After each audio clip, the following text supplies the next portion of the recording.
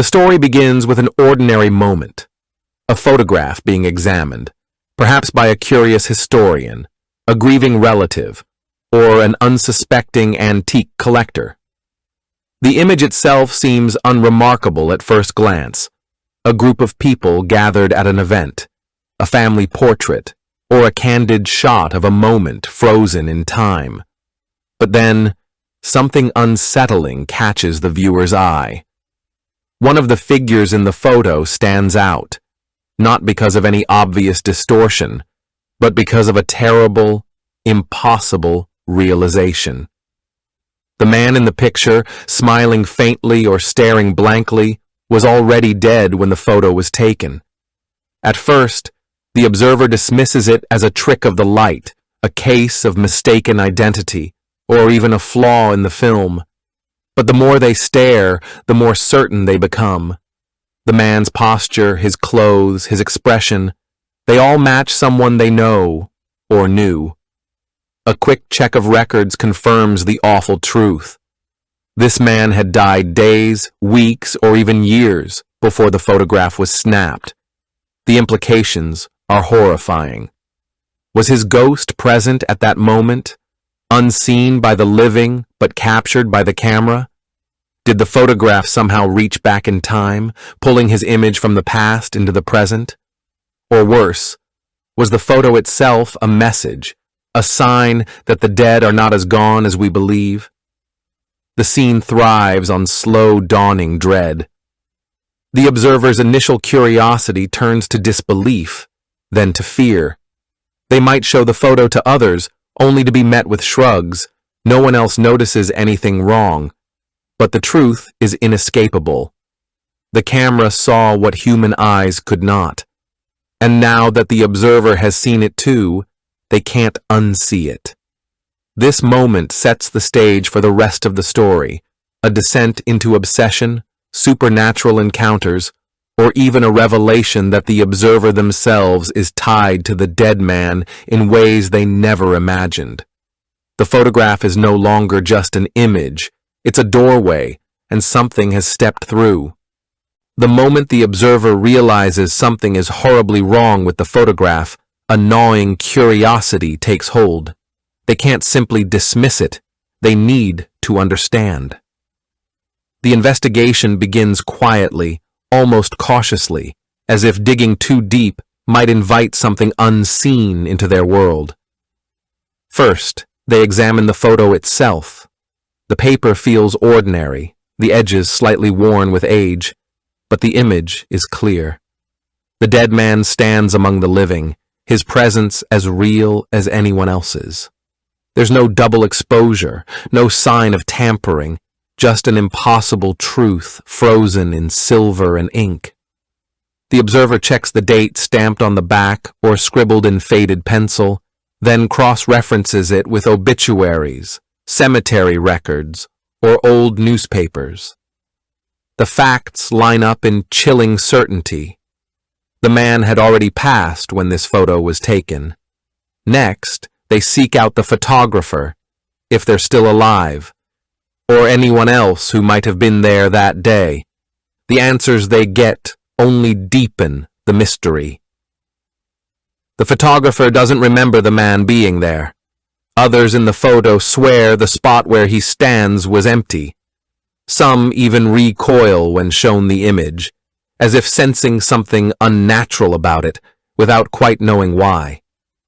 Then comes the breakthrough. An old journal entry, a half-forgotten rumor, or a reluctant confession from a family member. Maybe the dead man had a connection to the location where the photo was taken. Maybe he wanted to be remembered, or maybe his appearance in the picture wasn't a mistake, but a warning. As the pieces fall into place, the observer's initial skepticism turns to dread. The photo isn't just a fluke, it's evidence of something beyond the natural world. The dead man wasn't supposed to be there, and yet he was. And now that his image has been seen, his story uncovered, it's as if a door has been opened, one that can't easily be closed. The revelation lands like a weight in the chest. This was never just about a strange photograph. It was about the dead reaching into the world of the living, about memories that refused to fade, about truths that were never meant to be found, and now the observer is part of it. The truth settles in like a sickness, a slow creeping dread that refuses to be ignored. At first, the observer tries to rationalize it. Maybe the records were wrong, maybe it's just a look-alike, but deep down, they know. The man in the photo was dead, and now his presence lingers, not just in the image, but in the edges of their life. It starts subtly, a flicker of movement in a mirror when no one else is there. The faint scent of old cologne, something the dead man used to wear. Dreams where the observer stands in that same photograph, shoulder to shoulder with the impossible figure who now turns his head and sees them. Waking brings no relief, because the air itself feels heavier, as if the boundary between worlds has thinned. The observer becomes obsessed. They scan every old photo they own, searching for other anomalies, other intruders from beyond. Sometimes they think they spot something, a shadowy figure in the background of a childhood picture, a face in a crowd that shouldn't be there. But when they look closer, it's gone. Or worse, it's still there, watching. They withdraw. Friends notice the dark circles under their eyes, the way they jump at small noises. "You've been working too hard," someone says. "You need rest." But rest is impossible. Every time they close their eyes, they see the photograph. Every quiet moment is filled with the unshakable feeling that they're not alone. Then come the whispers. Not voices exactly, just the faintest impression of words, like a radio playing in another room. They catch fragments, a name, a date, a place.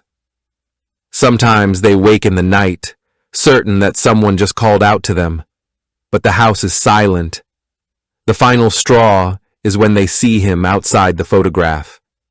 Just a glimpse, a figure standing under a street lamp in the rain, or sitting in the back of a passing bus. Always the same face, always staring. By now, the observer knows the photograph wasn't a mistake. It was an invitation, and the dead man has accepted. The truth does not come in a single shattering moment, but in layers, each one peeling back to reveal something darker beneath. The observer, now hollow-eyed and trembling, has followed every clue, chased every ghostly whisper, and now, at last, they stand at the precipice of understanding. It begins with an old letter tucked away in a forgotten box, or perhaps a diary entry, brittle with age, written in a hand that matches the dead man's. The words speak of an unfinished promise, a debt unpaid, a love severed too soon. The man in the photo did not die peacefully. His death was violent, or sudden, or steeped in betrayal. And now his spirit clings to the world, tethered by something unresolved. Then comes the final photograph, the one they weren't meant to find. A portrait, taken in secret, showing the observer themselves standing beside the dead man, his hand resting on their shoulder like a claim. But the observer has no memory of this moment. It never happened, could never have happened. And yet, there it is. The realization crashes over them like a wave. They are not just an observer. They are part of the story. The dead man has been waiting for them. Maybe they are the descendant of someone who wronged him. Maybe they are the reincarnation of a lost love.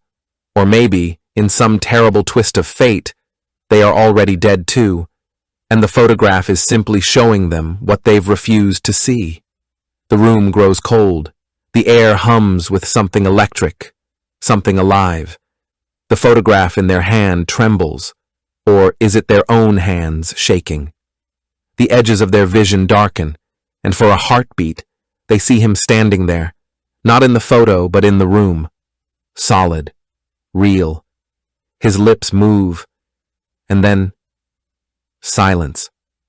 The truth is not just that the dead can linger. The truth is that sometimes they come back. The air grows thick, heavy with the scent of old paper and something metallic, like blood, long dried but never forgotten. The observer's hands tremble as they clutch the final piece of evidence, their breath coming in shallow gasps. The walls seem to pulse around them, reality itself bending under the weight of what they're about to discover. It starts with a whisper, not from the photograph this time, but from within their own mind, a memory that isn't theirs. The taste of copper in their mouth, the sensation of cold hands around their throat, a name spoken in a voice that cracks with decades of sorrow. The observer's vision blurs as they are dragged backward through time, forced to witness the moment the man in the photo died. And then they understand. The photograph was never just an image. It was a snare, a carefully laid trap by something that has been waiting, patient as the grave, for the right person to find it. The observer wasn't chosen at random. They are the dead man's mirror, a soul walking the same path he once did, making the same mistakes, blind to the same dangers. The photograph is a warning, a prophecy, a death sentence. The room darkens. Shadows stretch unnaturally long, crawling up the walls like grasping fingers. The observer tries to scream, but their voice is stolen by the same force that has been pulling the strings all along. In the growing darkness, the dead man steps forward, no longer a faded image, but a solid, rotting thing. His eyes are hollow, but they see everything. His mouth is sewn shut with black thread, yet his words echo inside the observer's skull. You were always the subject. The last thing the observer sees is their own face, not in a mirror, but in the photograph, their expression frozen in a silent scream. The date beneath it is tomorrow's, and then the flash. The camera shutter clicks. Somewhere in a quiet room, another photograph develops. Another curious soul picks it up, and the cycle begins again. Thanks for watching. If you enjoyed this video, hit that like button, subscribe, and ring the bell for more. Let me know your thoughts in the comments. I'd love to hear from you. See you in the next one. Bye for now.